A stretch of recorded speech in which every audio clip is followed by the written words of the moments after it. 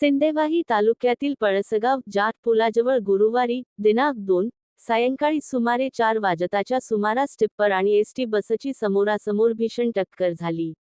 या अपघातात बसमधील अनेक प्रवासी जखमी झाल्याची प्राथमिक माहिती असून काही जण गंभीर जखमी असल्याचे सांगितले जात आहे. प्राथमिक माहितीनुसार अपघातग्रस्त बस ही तुमसर आगाराची चंद्रपूर तुमसर मार्गावरील एसटी बस होती. पळसगाव जाट पुलाजवळ समोरून येणाऱ्या टिप्परची बसला जोरदार टक्कर बसली. टक्कर इतकी भीषण होती की बसमधील प्रवाशांमध्ये एकच गोंधळ उडाला. जखमींमध्ये पवनी, नागभीड, तळोदी, बाळापूर तसेच परिसरातील काही प्रवाशांचा समावेश असल्याची माहिती समोर आली आहे. घटनेची माहिती मिळताच स्थानिक नागरिकांनी तातडीने घटनास्थळी धाव घेत मदतकार्य सुरू केले. जखमींना तातडीने उपचारासाठी जवळच्या रुग्णालयात हलविण्यात आले.